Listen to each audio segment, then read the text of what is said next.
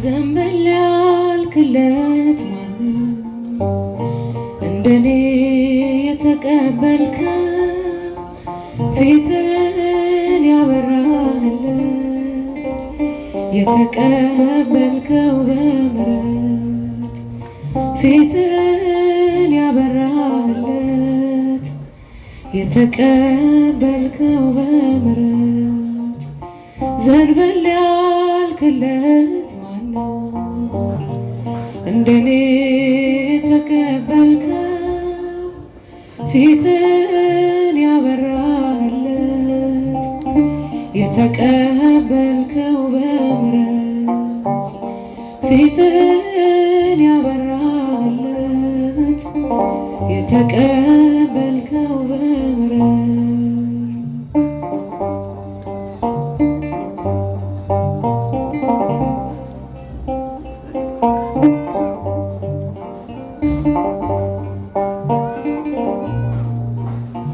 ተምና ከወረደው ጸጋህን ከጣለ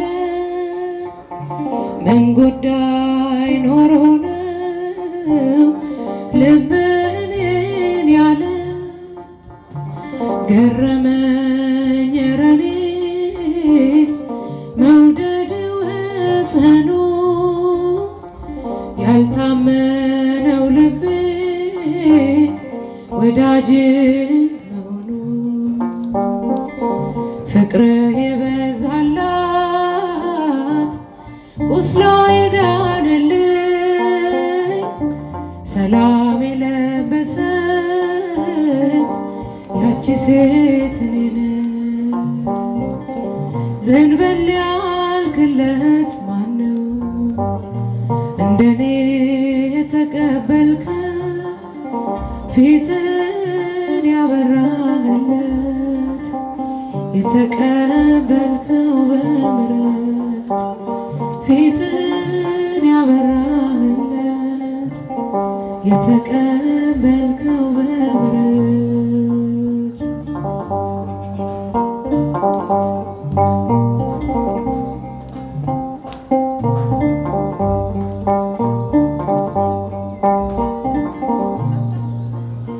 በሌን ያለውን አዘግት እንድመታ በአህያ መንጋጋ ሺህ አስጣልከኝ ጌታ ዛሬ ተመልሼ ስትማርከኝ ሞዓብ ልጄ ነህ ይለኛል ራርቶልኝ አንተ ልብ ፍቅርህ የበዛላት ቁስሏ የዳነልኝ ሰላም የለበሰች ያቺ ሴት እኔ ነኝ። ዘንበል ያልክለት ማነው እንደኔ የተቀበልከው ፊትን ያበራህለት የተቀበልከው በምሕረት ፊትን ያበራህለት የተቀበልከው በምሕረት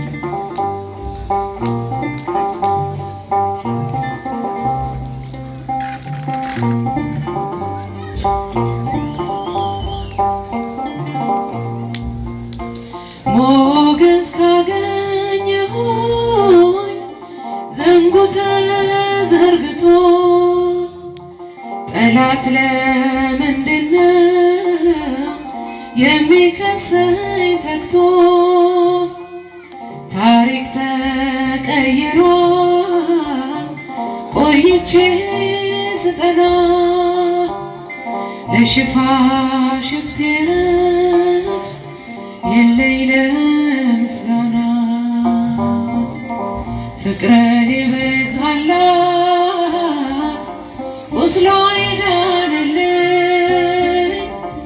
ሰላም የለበሰች ያቺ ሴት እኔ ነኝ። ዘንበል ያልክለት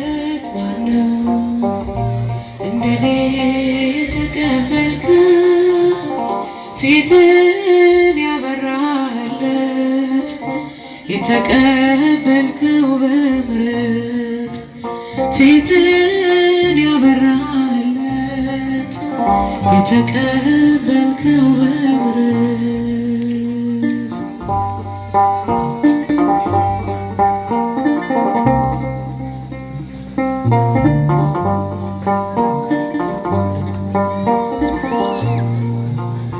ይኸው ተገፈፈ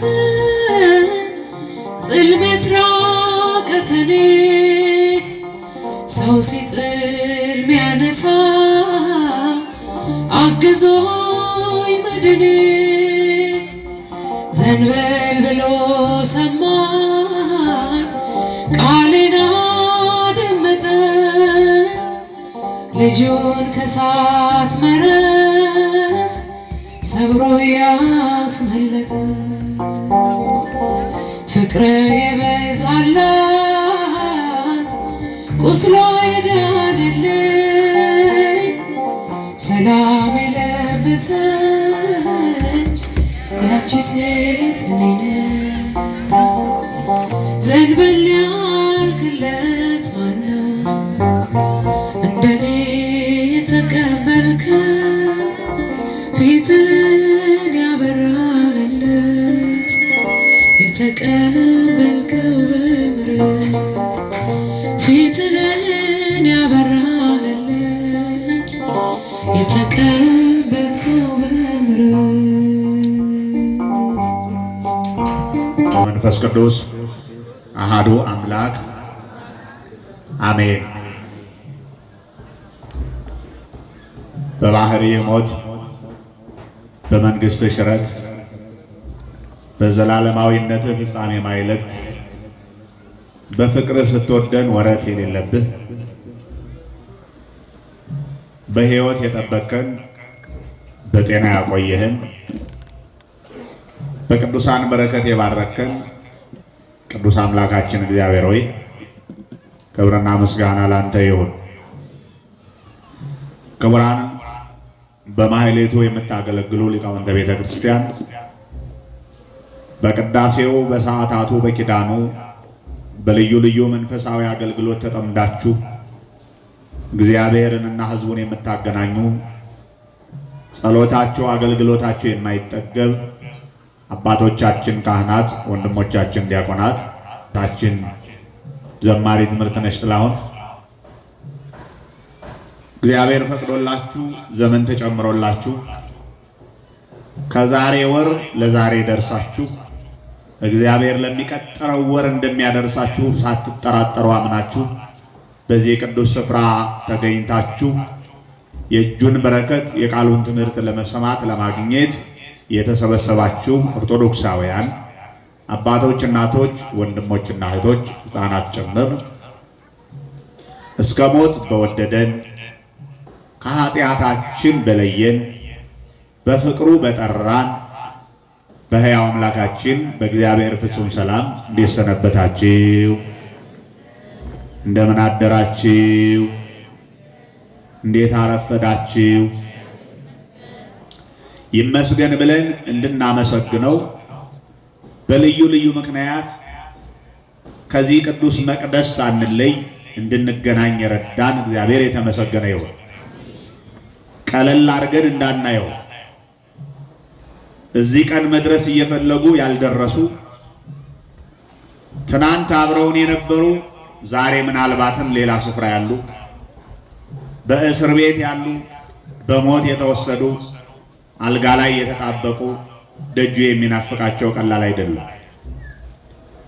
እግዚአብሔር ስለጠበቀን ከሌሎቹ ተሽለን አይደለም። ለዚህ ቀን እግዚአብሔር ስለቀጠረልን ስለሆነ ያደረሰን አምላክ ክብር ምስጋና ይግባው ብላችሁ በደንብ አመስግኑ።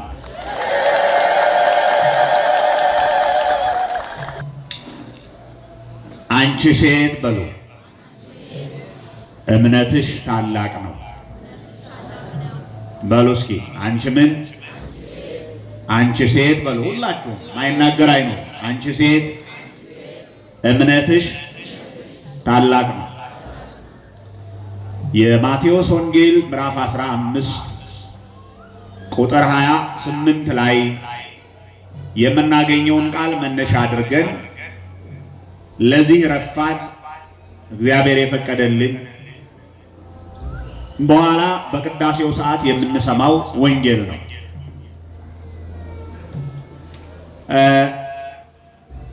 የትምህርቱ ዋና ዓላማ ታላቅ እምነት የሚል ነው። ምን አይነት እምነት? ታላቅ የሆነ እምነት። ይህን ቃል የተናገረው ጌታችን መድኃኒታችን ኢየሱስ ክርስቶስ ነው። የተናገረበት ጊዜውና የተናገራት ሴት ደግሞ አንዲት ከነናዊት ሴት ናት። ከነአን በሚባል ስፍራ የምትኖር አካባቢ የምትኖር ከነናዊት ሴት። ጊዜው መድኃኒታችን ኢየሱስ ክርስቶስ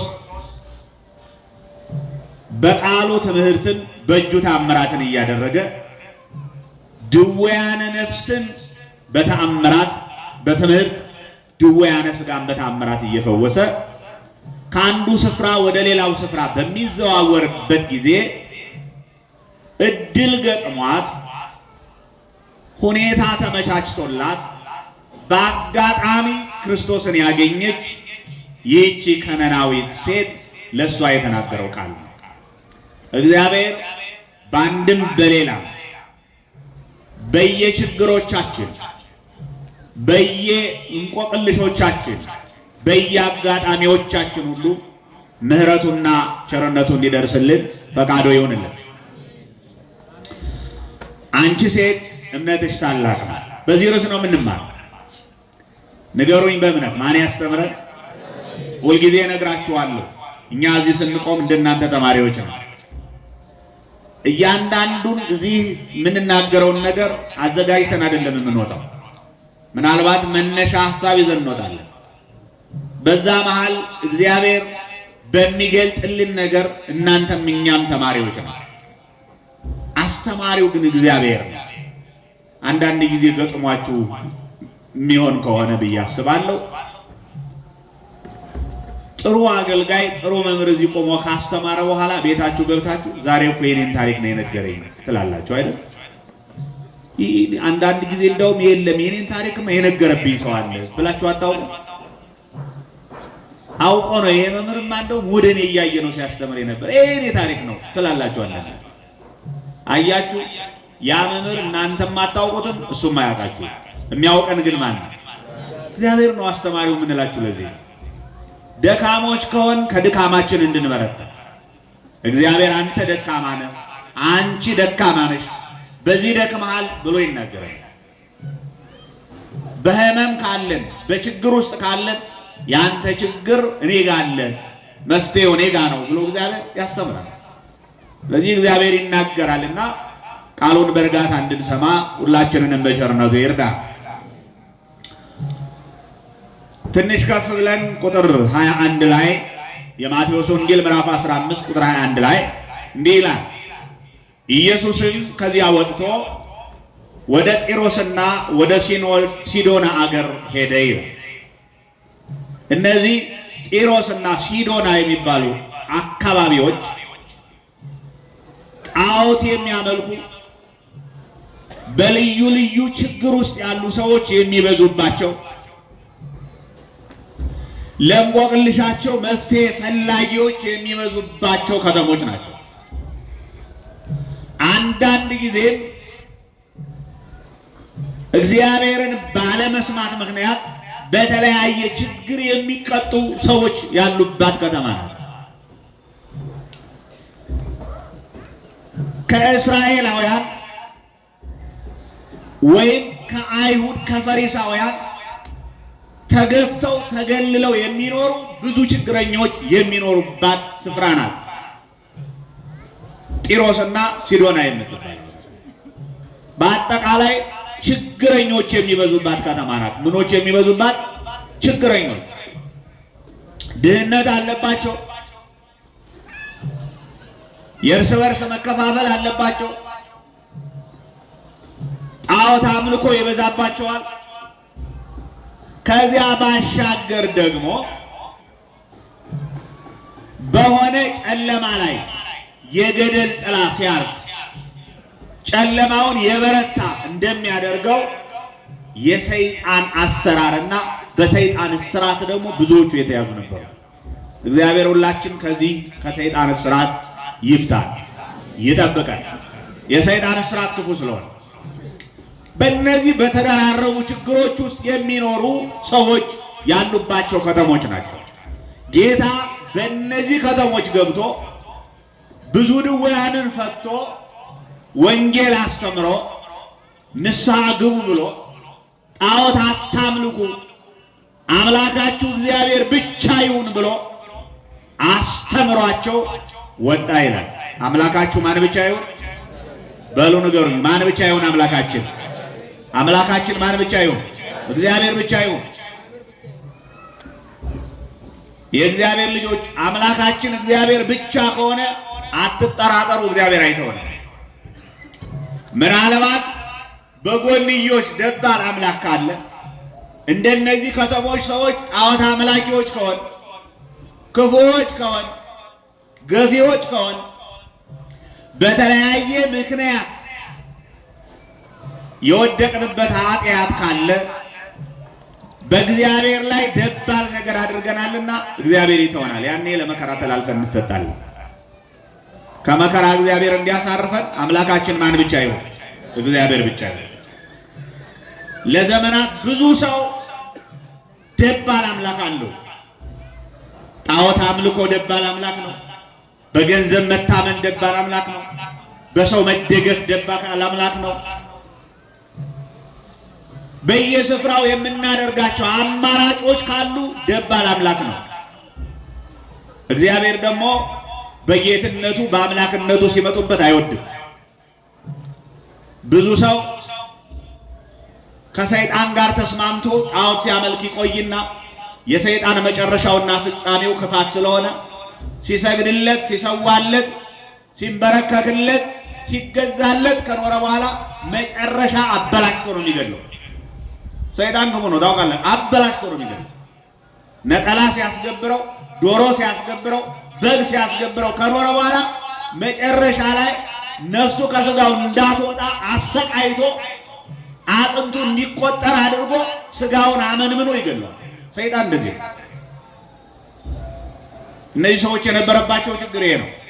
ጌታ ግን አስተማረና አምላካችሁ እግዚአብሔር ብቻ ይሁን ብሎ ከከተማዋ ወጣ ይላል። ከከተማዋ ሲወጣ ነው እንዲህ ሆነ። እነሆም ከነናዊት ሴት ከዚያ ሀገር ወጣ፣ ጌታ ሆይ የዳዊት ልጅ ማረኝ፣ ልጄን ጋኔን ክፉኛ ይዟታል ብላ ጮኸች ይላል። እርሱ ግን አንዳች አልመለሰላትም ይላል። ተመልከቱ፣ አንዲት ሴት መጣች እየገሰገሰች ከከተማው ሲወጣ ዜናውን ሰምታለች። መምህር መጥቷል ኢየሱስ የሚባል መድኃኒት መጥቷል ኢየሱስ የሚባል ጌታ መጥቷል ኢየሱስ የሚባል ለዘመናት ቤትሽ አቅፈሻት አጥንቷ እየነቀዘ ያለች ልጅ አለችሽ፣ ምናልባት እሷን ይዘሻት ብትሄድ ልትድንልሽ ትችላለች የሚሉ ወሬ ከከተማው ሰማች። እየገሰገሰች ከከተማው ወጣ። ከከተማው ጫፍ ሲደርስ ኢየሱስ ክርስቶስ ጋር ደረሰችበት። ልጇን አዝላ አጥንቷ ልምሾ የሆነ ለዘመናት መጽሐፉ የሚለው ሰይጣን የሚያሰቃያት ይላል። ማን የሚያሰቃያት? ሰይጣን። መቼም ለሰው መከራ ሰይጣን ነው ታውቃለህ። ለሰው ጠላቱ ሰይጣን ነው። ሰውማ ለሰው ጠላት አይደለም። ሰው ለሰው ጠላት የሚያደርገው ራሱ ዲያብሎስ ሲፈልግ በበሽታ እየመታ እንዴት እንደሚያሰቃይ ታውቃላችሁ። ዲያብሎስ መቼም እግዚአብሔር ስለያዘን ነው እንጂ እግዚአብሔር ባይዘን ኖሮ ሰይጣን ምን እንደሚያደርገን የኢዮብን ታሪክ ማየት ነው። የኢዮብን ታሪክ ይሁን መጽሐፈ ኢዮብ ምዕራፍ 1 ጀምሮ ስታነቡ አንድ ቀን እንዲሆነ ይላል የእግዚአብሔር ልጆችና ሰይጣን በእግዚአብሔር ፊት ቆሙ ይላል። መጽሐፍ ቅዱስ ነው የሚለው። መጽሐፈ ኢዮብ ምዕራፍ 1 አነብ። መጽሐፍ ቅዱስ ይዛችሁ ስታነቡ ያየዋችሁ ሰዎች አሉ። ደስ አለኝ በጣም ስመጣ እና ይሁት እዛ ላይ ኢዮብ የእግዚአብሔር ሰው ነው። የማን ሰው ነው ኢዮብ? የእግዚአብሔር ሰው ነው። ኢዮብ ጻድቅ ነው። ኢዮብ ምንድን ነው? መጽሐፍ ቅዱስ ነው የሚለው፣ እኔ አይደለሁም። ስታነቡት እንደዚህ ነው የሚለው፣ ኢዮብ ጻድቅ ነው፣ በእግዚአብሔር ፊት ንጹህ ነው ይላል። እንዴት ደስ ይላል! በሰው ፊት አይደለም ያለው። በማን ፊት ነው ያለው? ችግር የለም አሁን በሰው ፊት እኔም ንጹህ ነኝ፣ በእናንተ ፊት ችግር የለም። ንጹህ ልብስ ለብሻለሁ፣ ጥሩ እናገራለሁ፣ ችግር የለም አይደል? እናንተም በእኔ ፊት አሁን የሚያምር ነጠላ ለብሳችሁ ታምራላችሁ። በእግዚአብሔር ፊት እንዴት እንደሆን ማን ያውቀናል? አሁን ይውላችሁ በጣም ጥረት ማድረግ ያለባችሁ በእግዚአብሔር ፊት ንጹህ ለመሆን። በሰው ፊት ማተው ችግር የለም፣ አትጨነቁ። በእግዚአብሔር ፊት ነው ንጹህ መሆን። ኢዮብ በእግዚአብሔር ፊት ንጹህ ነበር ይላል፣ ቅዱስ ነበረ፣ ጻድቅ ነበረ ይላል። አንድ ቀን ሰይጣን መጣና በእግዚአብሔር ፊት ቆመ፣ ኢዮብም ቆመ። እግዚአብሔር ሰይጣንን አንተ ከየት መጣ አለው ይላል። ቃል በቃል ነው እንደዚህ ነው፣ አንቡት መጽሐፍ ነው። ከየት መጣ አለው። ሰይጣን ምን አለ? ዓለምን ሁሉ ዞርኳት አለ ይላል መጽሐፍ ቅዱስ ነው የሚለው። ዓለምን ሁሉ ምን አልኳት? አይ ምን ዘዋሪ ነው አንተ። ሰይጣን ምንድነው? ንገሩት። ምንድነው? አቤት ስትፈሩት። አይዟችሁ አይጠብቅም። እዛ ደግሞ ምን አያውቅም አለ ደግሞ ውሸታ። ሰይጣን ምንድነው? ዘዋሪ ነው። ምን ያለ ዘዋሪ። ሌሊት ይዞራል እንቅልፍ የለውም፣ ቀን ይዞራል እንቅልፍ የለውም። ሲል ከሰከስ ነው የሚውል። ዓለምን ሁሉ ዞርኳት አለ። ካገኘ ችግር የለበትም፣ ይጠልፋል። እንደናንተ አይነት ጠንካራ መስቀለኛ ለብሶ በስላሴ ስም እያማተበ ዞር በል የሚያወጣው አይደርስም። ደግሞ ቅድም እንዳልኳችሁ በየሰፈሩ እንደው ለምዶበት የሚያንጎዳጉድ ካለ አቤት እሱማ ኢየሱስ እንቅ ነው። ኧረ በጣም ኢየሱስ እንቅ ነው። በጣም ዓለምን ዞርኳት አለ። በኋላ ምን አለው? ባሪያዬን ኢዮብን አየኸውን አለው። ተመለከትከውን አለው። ባሪያዬን አገልጋዬን። ኋላ ምን አለ? አይ እግዚአብሔር አሁን ኢዮብ ምን አይቼዋለሁ፣ ግን ምን ነካህበትና ምን አደረክበትና አንተን ሊክድ ይችላል? አንተን እኮ የሚያምንህ እኮ ገንዘቡን ባርከህለታል፣ ልጆቹን ባርከህለታል። ምን ጎደለበትና ነው? ኢዮብ እኮ አንዱን ነገር ብትነካበት ይክድሃል አለው። አያችሁ ምን ክፉ እንደሆነ። ከሳሽ ነው። አያችሁ እንዲያውም የወንድሞች ከሳሽ ብሎታል ቅዱስ ጳውሎስ። የምኖች ከሳሽ ይለዋል? የወንድሞች። እግዚአብሔር ወንድሞቼ ብሎን የለኛል። ጳውሎስ ደግሞ የወንድሞች ከሳሽ ይለዋል። ሐሰተኛ ይለዋል ደግሞ ዮሐንስ በወንጌሉ። የሐሰት አባት ይለዋል። የምን አባት ይለዋል? ይገርመኛል። ሰይጣን ነው የሚለው አይደለም። ደግሞ ሰደበ ብላችሁ እንዳታጣሉ ብዬ ነው ከሱ። የሐሰት አባት ይለዋል። ይሄ ሐሰተኛ የሐሰት አባት ዲያብሎስ ጠጋ ብሎ ብላለው ኢዮብ እኮ ስለባረከው ነው እንጂ የሆነ ነገሩን ብትነካበት እኮ ይክዳል አለው። ኧረ እባክህ ኢዮብ አይክደኝም አለ እግዚአብሔር። አይ ተወራረደበት በኢዮብ እንዴት ደስ ይላል። ተወራረደ። አይክድም እባክህ ተው አለው። አውቀዋለሁ ኢዮብን አለው። እስኪ የሆነ ነገሩን ልካውና እየው አለው። በል እንግዲያስ አለው እሱን እንዳትነካ፣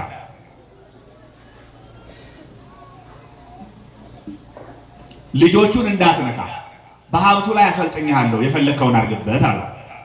እየሮጠ ሄደና በሙሉ ሀብቱን በአንድ ሰዓት ባልሞላ ውስጥ አወደመበት። ይችላል አዘይ አወደመበት እንዳለ። ኢዮብ እግዚአብሔር ይመስገን አለ በእግዚአብሔር ፊት። ማን ይመስገናል? ትናንት ያልነበረ ሀብት ነው፣ ዛሬ አሁን የለም፣ ነገ ደግሞ አገኘዋለሁ፣ ይሰጠኛል። እግዚአብሔር ይመስገን አለና አመሰገነ። ሰይጣን ተራደደ።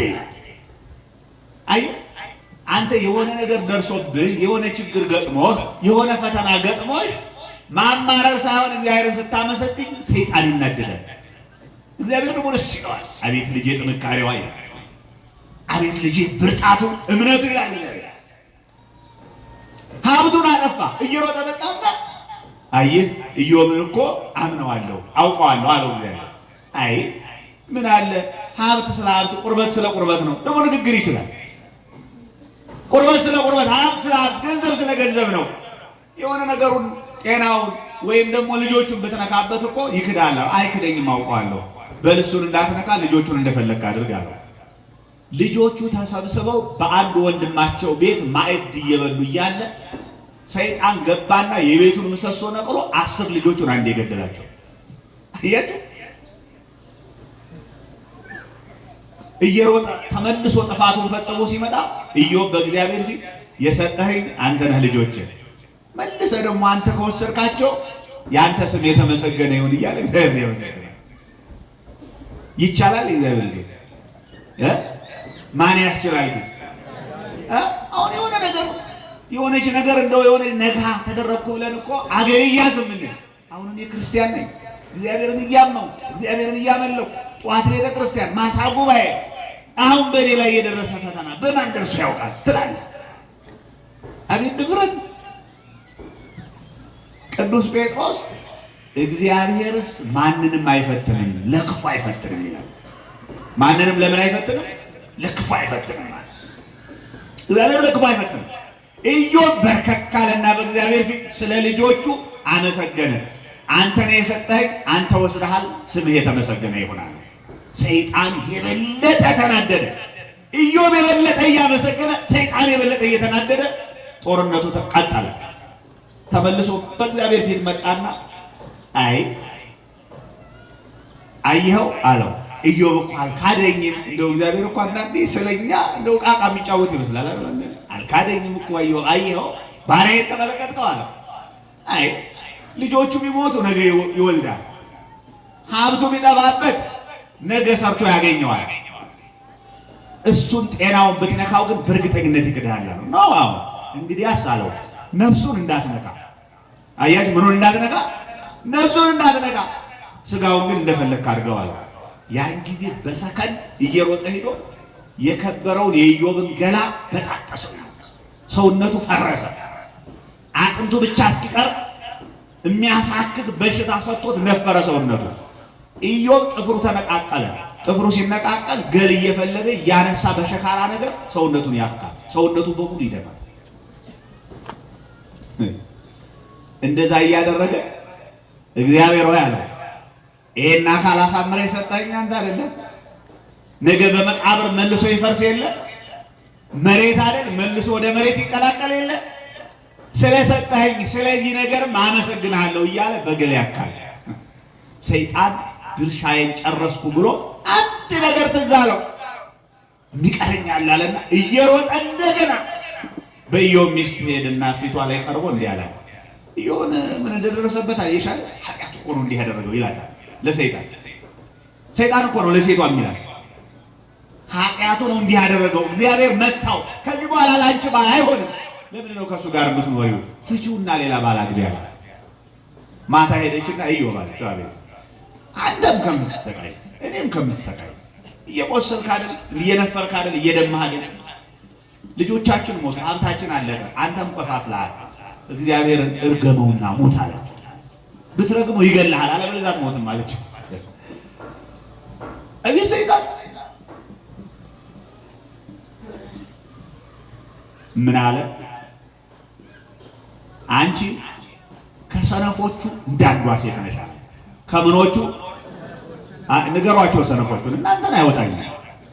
ከምኖቹ ከማያምኑ በእግዚአብሔር ላይ ከማይደገፉ ለጣዖት አምልኮ ከሚንበረከኩ ለከንቱ ከሚደክሙ እግዚአብሔር የሚባለውን አምላክ ከማያውቁ የፈጠራቸውን ውብ አድርጎ አሳምሮ የፈጠራቸውን እግዚአብሔርን ከማያውቁ ከሰነፍ ሴቶች አንዷ አንቺ ነሽ አለ።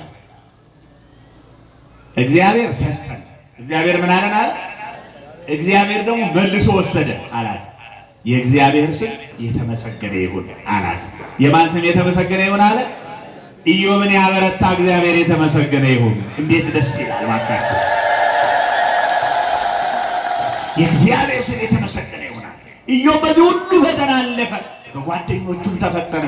ፈተናውን ሲጨርስ ግን በ10 ልጆቹ ፈንታ እግዚአብሔር ሌላ 10 ልጆች፣ በሀብቱ ፈንታ ሌላ 10 እጥፍ ሀብት፣ በጤናው ፈንታ ሌላ አዲስ አካል አድርጎ እግዚአብሔር ሰው አድርጎ እንደገና ፈጥሮ ኢዮብን ባለጸጋ አደረገው ይላል። ክብር ምስጋና ለእግዚአብሔር ይሁን። እግዚአብሔር አፍርሶ ይሰራል። ሰይጣን ያፈርሳል፣ እግዚአብሔር ይሰራል። ሰይጣንን እስከ መጨረሻ ታግሎ በማይደራደርበት በልጁ በኢዮብ በኩል አሸነፈው። እንደው እግዚአብሔር እሷ እኮ ልጄ ጠንካራ ናት፣ በእምነቷ የጸናች ናት፣ መከራ ቢመጣባት፣ በሽታ ቢመጣባት፣ ድህነት ቢመጣባት፣ መጎሳቆል ቢመጣበት፣ ከሥራ መባረር ቢመጣበት፣ የተለያየ ችግር ቢመጣበት አይክደኝም ብሎ እግዚአብሔር የሚወራረድብን ሰዎች እንኖር ይሆን?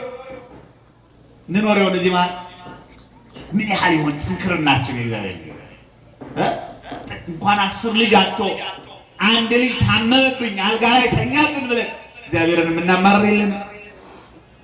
አለፍ ብሎማ የሆነ ነገር ከሆነማ ችግር ነው፣ ግብ ነው ከእግዚአብሔር። ኢዮብ ሰይጣንን በዚህ መልክ አሸነፈ። የተሸከመው ገላ ግን ከባድ ነው። እንመለስ ወደ ትምህርት። ይህች ሴት የመነመነ የነፈረ ገላ ያላት ልጇን ሰይጣን በበሽታ የመታባትን ልጇን ይዛ ከተማው ጫፍ ላይ ጠበቀችው። ኢየሱስ ከከተማው ወጣ። ድምጿን ከፍ አደረገችና እንዲህ አለችው፣ ጌታ ሆይ አለችው። ሲበሉ የዳዊት ልጅ ሆይ አለች። የማን ልጅ አለችው? የዳዊት ልጅ ሆይ ማረኝ፣ ልጄን ጋኔን ክፉኛ ይዞ ያሰቃያታልና። አንድ ጊዜ ወደ እሳት፣ አንድ ጊዜ ወደ ውሃ፣ አንድ ጊዜ ወደ ገደል እየጣለ ያሰቃያታልና ልጄን ማረልኝ አለች። ቆማለች ሳቅፋ። ጌታ እንዳልሰማ ምንም መልስ አልሰጣትም፣ ዝም አለ። አንዳንድ ጊዜ ዛሬ ለምነነው ዛሬ እንዲመልስልን የምንፈልገው ነገር አለ አይደል? እግዚአብሔር ግን ዝም ይላል። አንደኛ የእኛን እምነትና ጥንካሬ መፈተሽ ይፈልጋል። ሁለተኛ ደግሞ እግዚአብሔር በእኛ ካሌንደር ሳይሆን በራሱ የጊዜ ቀመር ነው የሚሰራው።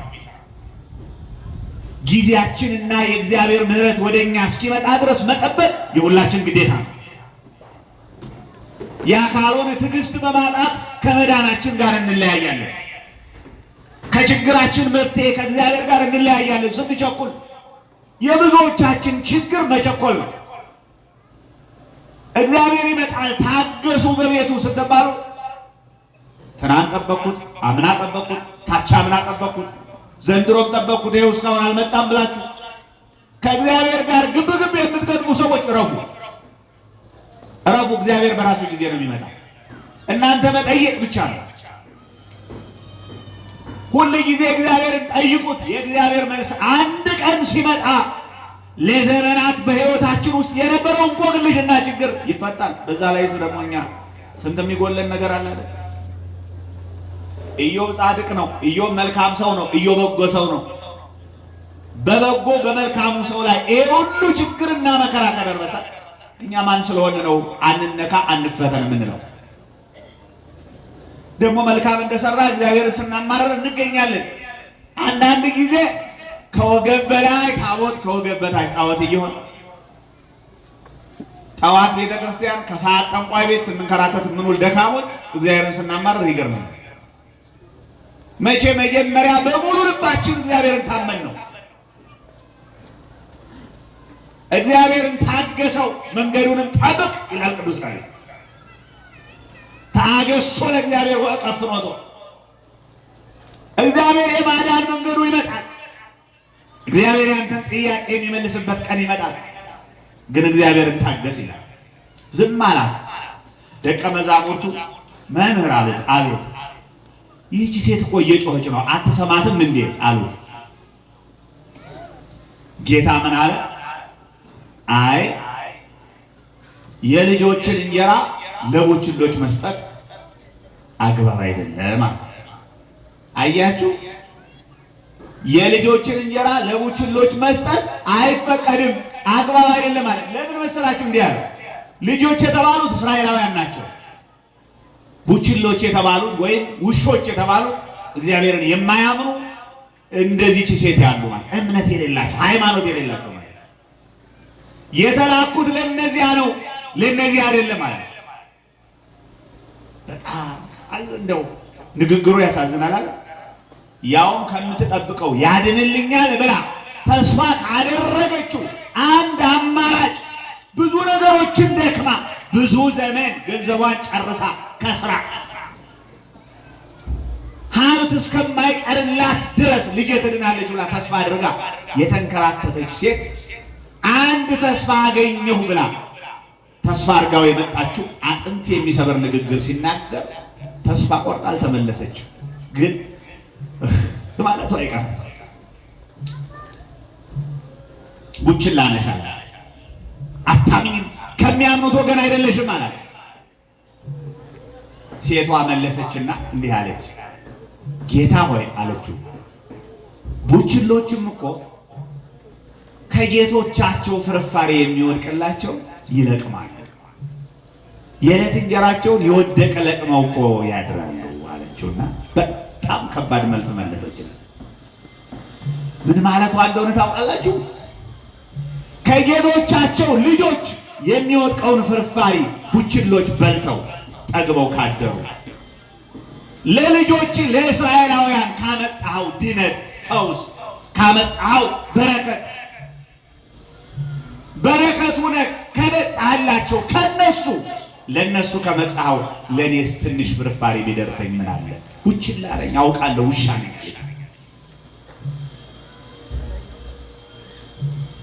ከባድ ነው። እስኪ ልጠይቃችሁ፣ አሁን እዚህ ስትመጡ በር ላይ ጠብቆ እግዚአብሔር የላከው ሰውም ሊሆን ይችላል፣ ምንም ሊሆን ይችላል። በር ላይ ጠብቆ አይ አንቺ ትናንትና እዚህ ነበርሽ፣ እንዲህ አድርገሻል፣ እንዲህ ፈጽመሻል፣ እንዲህ አከናውነሻል፣ እግዚአብሔር ተቀይሟል፣ ተመለሽ ቢላችሁ ምን ይመስላችኋል? አይከብድም? ወንድምህን አሳዝነሃል፣ በድልሃል፣ ኃጢአት ሰርተሃል፣ ጣዖት አምልከሃል፣ የሰው ገንዘብ ሰርቀሃል፣ በድልሃል፣ ጣዖት አምልከሃል፣ ነውረኛ ነህ፣ ዝሙተኛ ነህ፣ በጫት በሲጋራ በሱስ አናትህን አናውዛሃል፣ የእግዚአብሔር ቤተ መቅደስ ሰውነትህን አርክሰሃል፣ አትገባም ብሎ ዱላ አትገጥም። ችግር ነው። አዎ አውቃለሁ፣ ኃጢአተኛ ነኝ፣ ግን አምላኬ የምሕረት አምላክ ነው፣ አይጥለኝም ብለን እናምናለን። ግብ ነው የምንገጥመው። የኔ ኃጢአት ነው እንዴት አየህ? የኔ ክፋት ነው እንዴት አየህ? ሌሎቹን አታይ? ስንቶቹ እንዲህ እያደረጉ ብለን ራሳችን ከሌላው ጋር እያነጻጸርን የሌላውን ኃጢአት ከፍ የኛን ዝቅ ስናደርግ ነው የምንገኘው። ውሻ ነሽ ስትባል አዎ ውሻ ነኝ፣ ግን እኮ ከጌቶቻቸው የሚወድቀውን ፍርፋሪ ይበላሉ። ምን አለ ለእስራኤል ካመጣኸው ድህነት ለእኔስ ብትተርፈኝ አለችና በፊቱ ተንበርክካ አለቀሰችለት። ቀጠለና እንዲህ አላት፣ አይ ከእስራኤል ቤት ለጠፉት በጎች በቀር አልተላኩም ማለት። እሷ ግን መታ ጌታ ወይ እርዳኝ ያለች በግንባሯ ወድቃ ሰገደችለት። ልጇን እንደያዘች ወደቀች ከእግሩ ስር። ያን ጊዜ ጌታ እንዲህ አላት፣ አንቺ ሴት አላት፣ እምነትሽ ታላቅ ነው አላት። እምነትሽ ምን አይነት ነው አላት? እውነት ነው። ውሻ እየተባለች ላንቺ አልመጣሁም እየተባለች አይገባሽም እየተባለች የሚገባው ለሌሎች ነው እየተባለች እሷ ግን ተስፋ ሳትቆርጥ እየተምዘገዘገች በሽተኛ ልጇን እንደተሸከመች ሄዳ በእግሩ ስር ስትደፋ እግዚአብሔር እንዲህ አላት፣ አንቺ ሴት እምነትሽ ታላቅ ነው አላት። በሰላም ሂጂ አላት፣ ልጅሽም ድናለች አላት። ልጇን ፈውሶ ልጇን አድኖ በቅፎ አስታቀፋት እየሳቀች።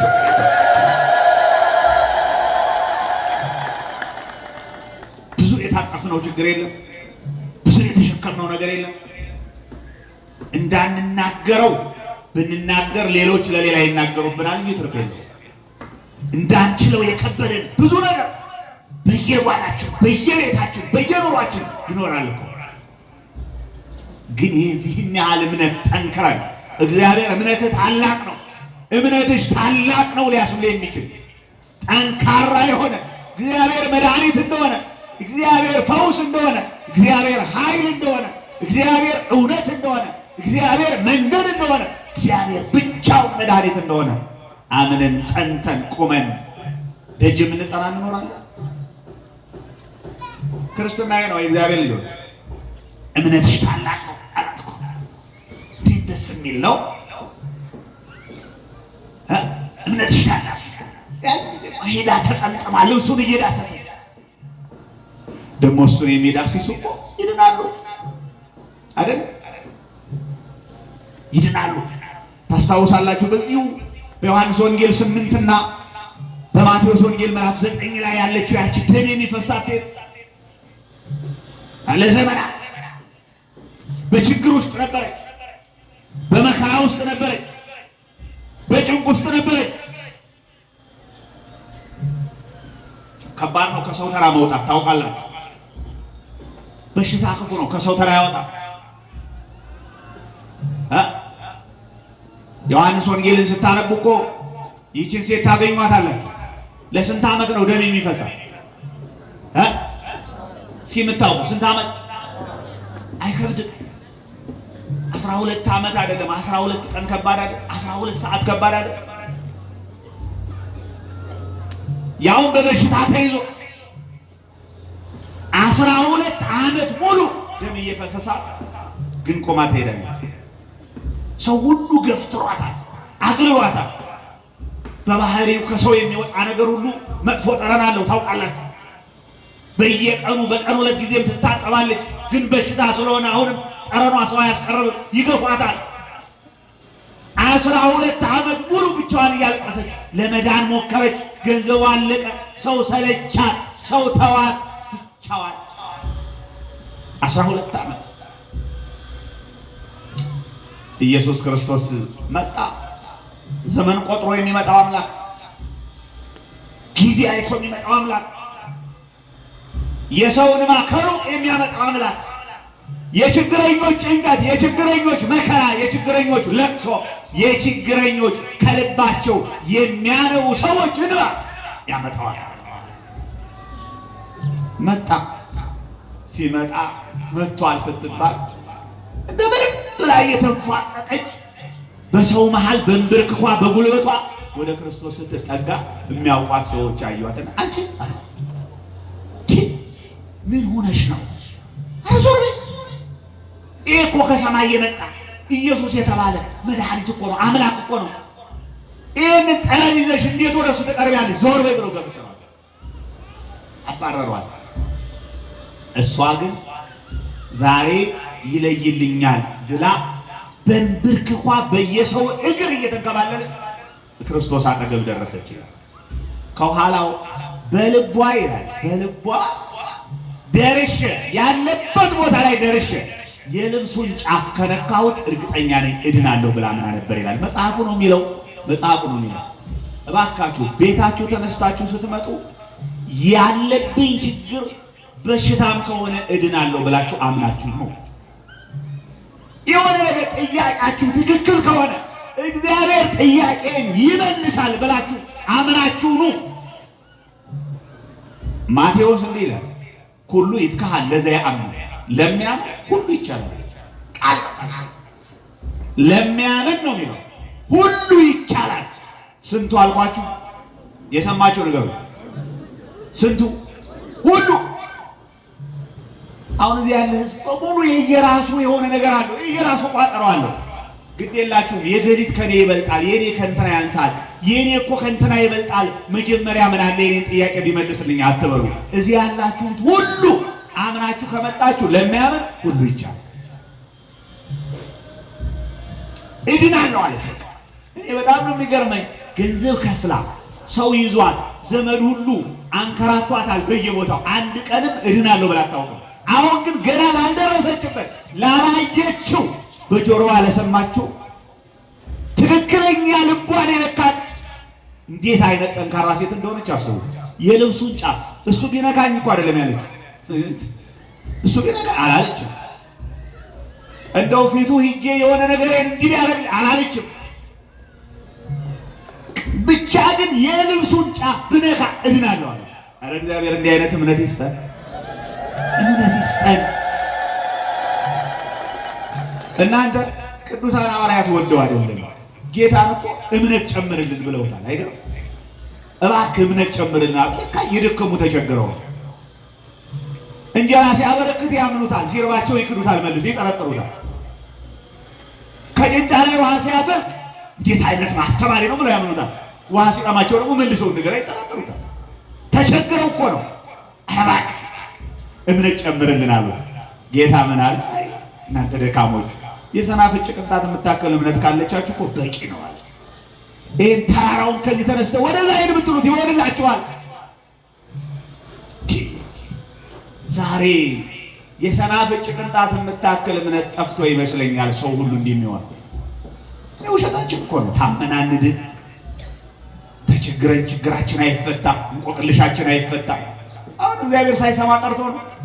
እግዚአብሔር ሳያይ ቀርቶ ነው። ኢሳይያስ ጥሩ አድርጎ ይነግረናል በሚገርም ሁኔታ። የኢሳይያስን የትንቢት መጽሐፍ ስናነብ እንዲህ ይለናል። እግዚአብሔር አለ ማዳኑ የማዳን እጆቹ አላጠሩም፣ የእናንተን ጸሎት ለመስማት ጆሮዎቹ አልደነቆሩም። ተመልከቱ የሚለው ነገር ግን ይላል በእናንተና በእግዚአብሔር መካከል ጸሎታችሁ እንዳይሰማ፣ ድህነት እንዳታገኙ፣ ምሕረት እንዳታገኙ በእናንተና በእግዚአብሔር መካከል ኃጢአታችሁ እንደ ግድግዳ ሆኗል ይላል። አይ እንደምን ሆኗል? እንደ ግድግዳ። ለካ ታመን መዳን ያቃተን፣ ጠይቀን መልስ ያጣን፣ ትዳር የሚጠይቀው ትዳር የማያገኝ፣ ልጅ የሚጠይቀው ልጅ የማያገኝ፣ ቢያገኝም ጥሩ ልጅ የማይሆንለት፣ ጤና የቸገረው ጤናው የማይመለስለት። ለካ ችግሩ ከኛ ነው። የእምነት መጉደል ነው፣ የእምነት ማነስ ነው፣ ሌላ አይደለም።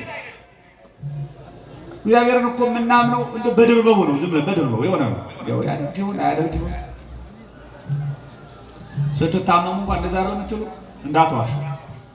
አይ እንደው እስኪ ቤት ቁጭ ልና የት ጋር እንሂድ፣ እንደው ጻድቃኔ ልሂድ፣ እንደው ኩክ የለሽ ልሂድ፣ እንደው የት እጣ እንጣል ይባላል። 5 ቦታ ይመረጥና እጣ እዛ በኋላ እጣ ወጣልኝ። አሁን ሲጀመር ድህነታችን እኮ በጣም ነው የምንጀምረው። በእንጨት እጣ አውጥተን እንጨት እንዲቆጥረን እንዲህ አድርገን ወረቀት ጠቅልለን።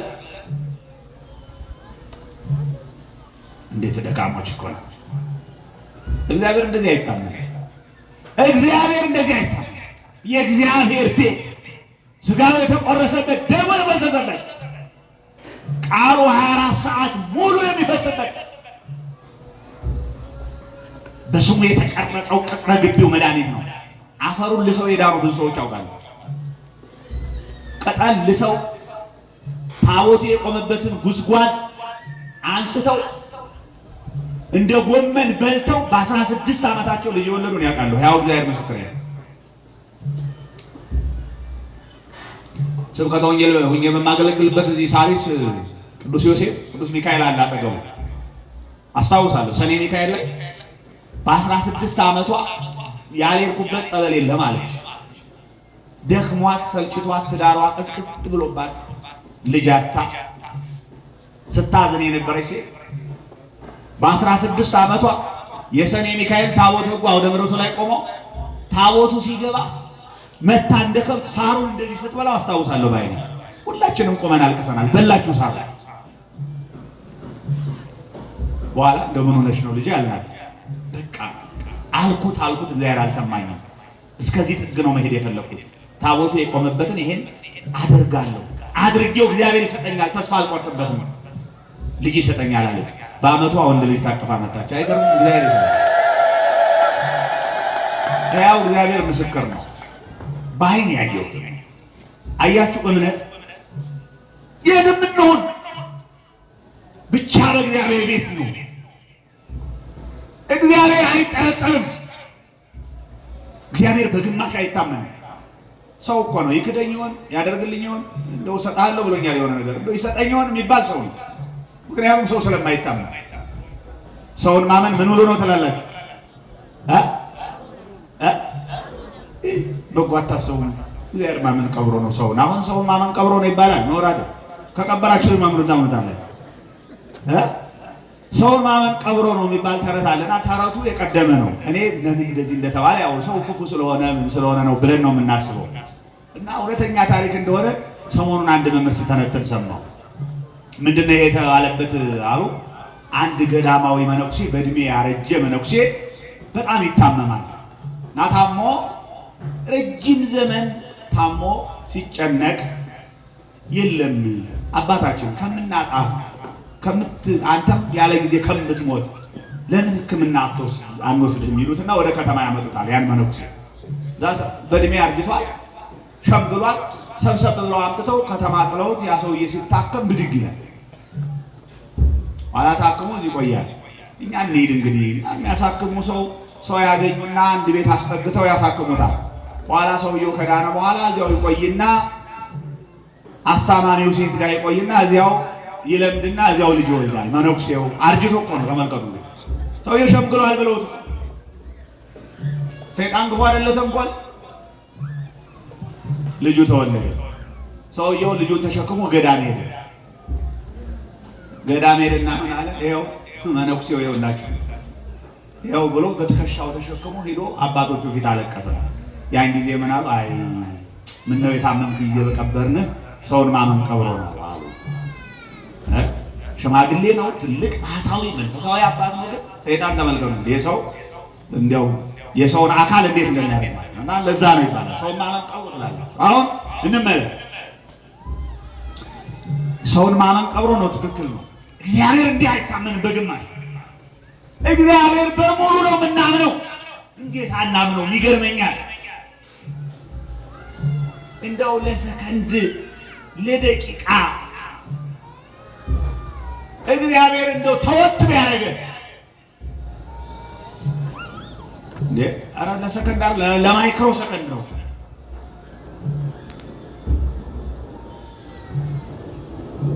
ለማይክሮ ሰከንድ ዓለም ይበጠበጣል። ውሃ ነው የሚሆነው። ፍጥረት ሁሉ ነው የሚተራመው። ፍጥረት ሁሉ ውሃ ይሆናል። ሁሉም ውሃ ነው የሚሆነው። የከባድ እኮ ነው። እግዚአብሔር ስለያዘን እኮ ነው። እናንተ ማን ስለያዘን ነው? ንገሩኝ እስኪ። ማን ተሸከመ? 80 ዓመት የሞላውን ማን ተሸከመው? 90 ዓመት የሞላውን ማን ተሸከመው? 40 ዓመት የሞላህን ማን ተሸከመው? ጌታዬ ሰው አንድ ቀን አያሳድርም፣ አንድ ቀን አይሸከምም። እግዚአብሔር ከነድካም እንደው እግዚአብሔር ደግ ነው። በውስጣችን ያለውን የምናስበውን ነገር ለሰው ስለማይገልጥብን ነው እንጂ ሰው የምናስበውን ቢያውቅ ኑሮ ለሰከንድ አይሸከም። እግዚአብሔር ሁሉን እያወቀ ተሸክሞናል። አንድ አባት እንዲህ አሉ ይባላል። 90 ዓመት የሞላቸው አባት ታመው ሕክምና ይሄዳሉ። ህመማቸው አየር አጥተውና መተንፈስ አቅቷቸው ቴክኖሎጂው ጥሩ ነው አይደል? አንዳንዴ እግዚአብሔር ጥበብ ከሰጠ ጥሩ ነው። መተንፈስ ተስኗቸው በ90 ዓመታቸው ሕክምና ገቡ። በኋላ አንድ ሳምንት ቆዩና ታክመው ሲወጡ አገግመው ሲወጡ የቆዩበትን $5000 ክፈሉ ተባሉ። ስንት ሺህ ዶላር? $5000 ክፈሉ። ውድ ነው ሕክምናው። የሰጠነውት እኮ ትንፋሽ ነው፣ አየር ነው። እንደው ሌላ ነገር አለ? ብረት አልጠገንም፣ ትንፋሽ ነው፣ አየር ነው የሰጠነውት። ስለዚህ $5000 ይክፈሉ። ሰውየው ቁጭ አሉና ወንበር ይዘው ስቅስቅ ብለው ያለቅሳሉ። በጣም አምረው ያለቅሳሉ። ዶክተሩ ጠጋለና በጣም አዙ። አባቴ ምን ነው? ምን ልርዳዎት? ገንዘቡ በዝቶ ነው፣ እባክዎት ልቀንስ። እኔ ከፍልልዎታለሁ ገንዘቡ፣ ችግር የለም። በዝቶብዎት ከሆነ የሌለዎት ከሆነ እንደው ይቀባጥራል ዶክተሩ። ቆይተው ልጄ አሉ የምከፍለው $5000 ማለኝ፣ ችግር የለም። በሽታዬም ተሽሎኛል፣ አሁን እየተነፈስኩ ነው፣ ግድ የለም። ግን ያስለቀሰኝ አንድ ነገር ነው አሉ። 5 ቀን ቆይቼ ለሰጣችሁኝ አየር $5000 ከከፈሉ 90 ዓመት ሙሉ ንጹህ አየር እየሰጠ ያኖረኝ እግዚአብሔር ምን ከፍዬ ዘልቀው ነበር አለው ይባላል።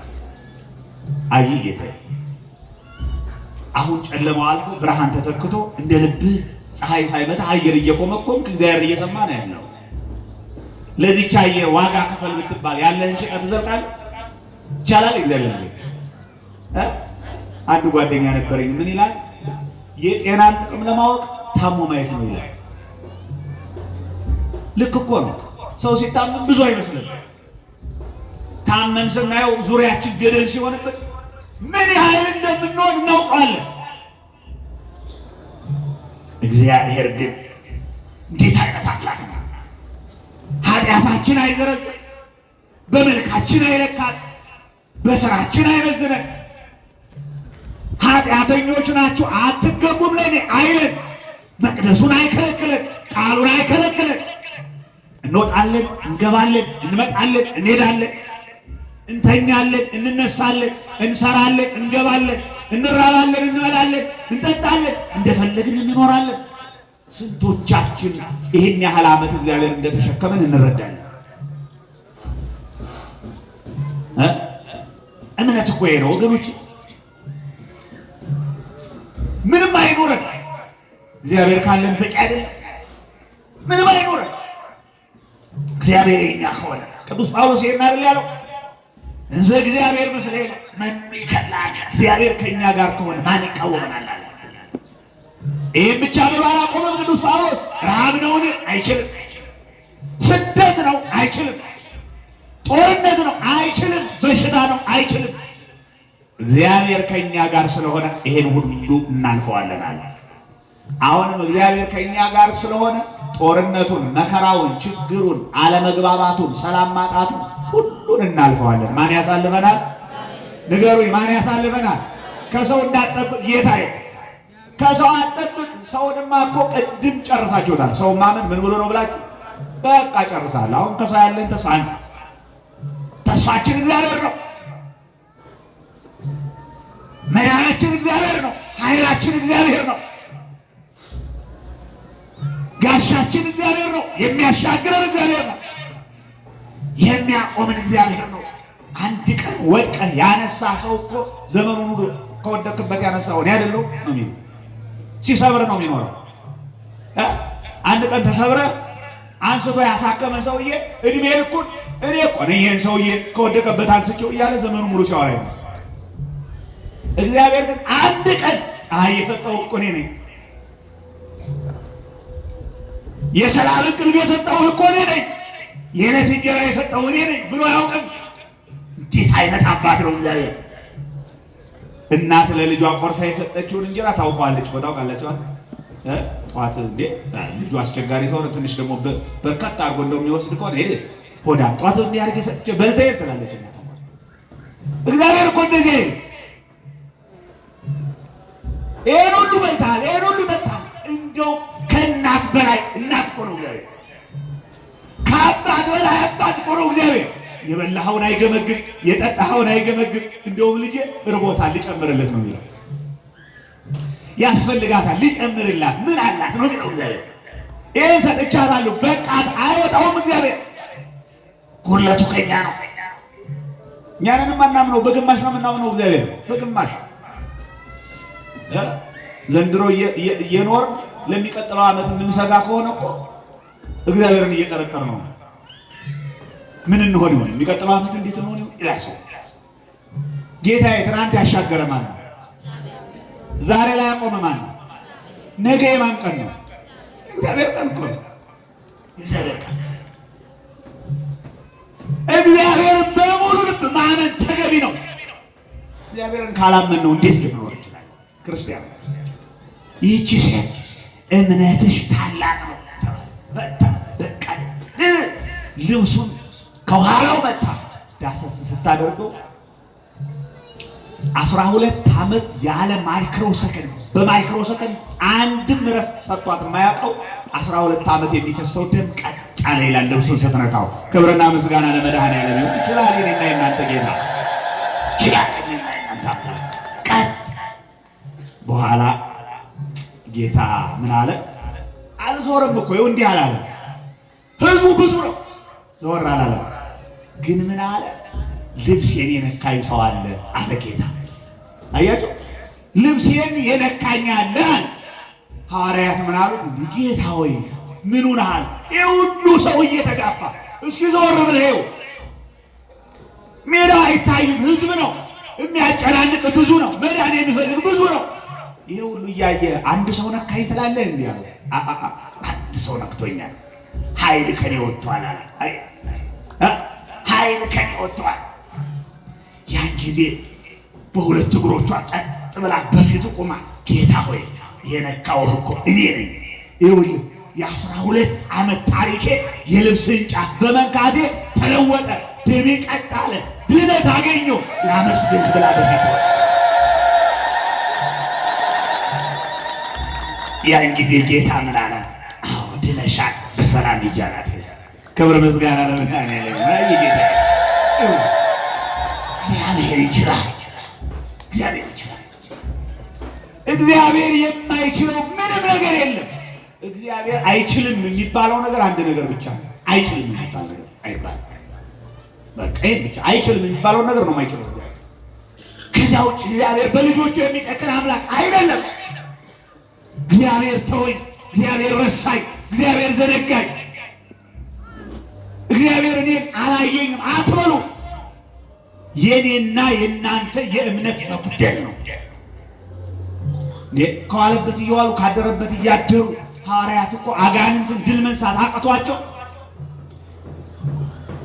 አጋንንት ያደረባቸውን ሰዎች እያመጡ በፊታቸው ሲያስቀምጡ ፈውሱልን ሲሉ መፈወስ አቃታቸው ይላል መጽሐፍ ቅዱስ። በኋላ ጌታ መጣ፣ እባክህን ፈውስልን። ወደ ሐዋርያት ወደ ደቀ መዛሙርቱ አመጣናቸው፣ መፈወስ አቃታቸው አሉ። ጌታ ምን አለ? እናንተ የማታምን ጠማማቱ እስከ መቼ ከእናንተ ጋር እሆናለሁ? ወደ እኔ አምጧቸዋል። በሙሉ አጋንንት የያዘው መጣና በፊቱ ወደ ጌታ እጁን ዘረጋና ሰይጣንን አዝሃለሁ ውጣ አለው። ያን ጊዜ ወጣ፣ ሁሉም በሽተኞች ዳኑ። ከዛ ሐዋርያት ጠጋሉና ጌታ ሆይ ከአንተ ጋር እየዋልን እያደርን ለምንድን ነው ማዳን ያቃተን? ሰይጣንን ማውጣት ያቃተን ለምንድን ነው ብለው ጠየቁት። ስለ እምነታችሁ ማነስ ነው አላቸው ይላል። ስለ እምነታችሁ ማነስ ነው በሉ። እንግዲያስ ጠይቀን ጥያቄያችን የማይመለስ የሚዘገየው ስለ እምነታችን ማነስ ነው። ታመን መዳን ያቃተን ስለ እምነታችን ማነስ ነው።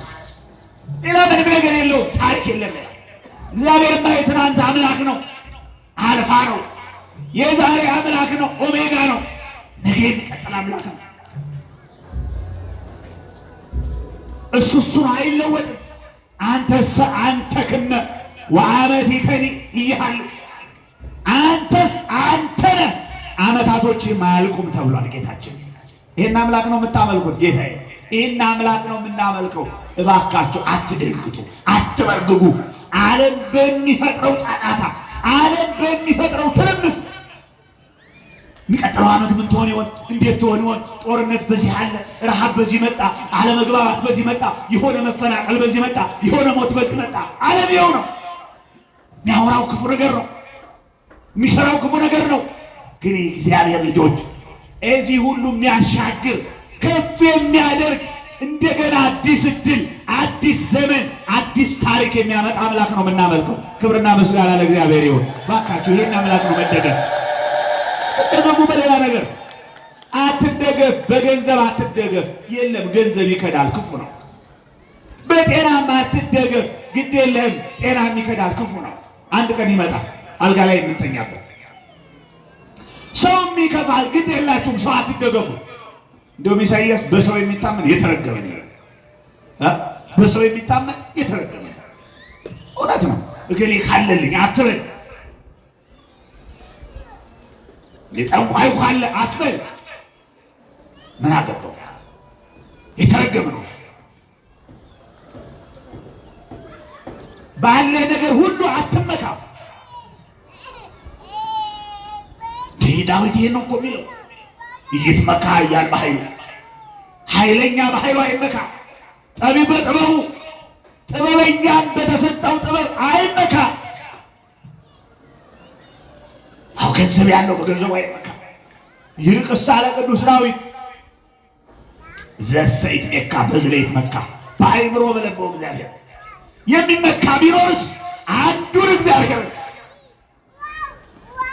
ያስገኘውን ካለመኖር ወደ መኖር ያመጣውን ሌሊቱን ያነጋለትን ክረምቱን ያሳለፈውን በጋውን ያመጣለትን ሙሉ ጤና ሰጥቶ እንደፈለገ እንዲወጣ እንዲገባ የሚያደርገውን እግዚአብሔርን ይታመን፣ እግዚአብሔር ይመካለ። መመኪያችን ማን ነው? የእግዚአብሔር ልጅ ንገሩኝ፣ ማን ነው? ቅር ያላችሁ ትመስላላችሁ። ማን ነው መመኪያችን? እግዚአብሔር ነው። እግዚአብሔር ነው። ሌላ ነገር አትደገሙ። እምነትሽ ታላቅ ነው አላት። አያችሁ፣ ውሻ ነኝ ግን ያንተ ድነት ያስፈልገኛል ስትለው እምነትሽ ታላቅ ነው። እምነት መድኃኒት ነው። ስለዚህ የምናምነው እግዚአብሔር ነው። ሌላ የምናምነው የለም። ዓለም እንደሚያወራው አይደለም። ቤተ ክርስቲያን መስቀሉን ከፍ አድርጋ ከውስጧ ስትገቡ ቅዱስ ሥጋውን ክቡር ደሙን ይዛ ይሄው በቀራንዮ አደባባይ የተሰቀለው ስለ አንተ ስለ አንቺ የሞተው ደሙን ያፈሰሰው ሥጋውን የቆረሰው መድኃኒት የሆነ ኢየሱስ ክርስቶስ ነው ብላ የምትሰብክ ቤተ ክርስቲያን የ3000 ዘመን ታሪክ ያላት የጽሑፍም የአፍም ታሪክ ያላት ቤተ ክርስቲያን ናት። ሌላ አታመልክም። አምላኳ እግዚአብሔር ነው።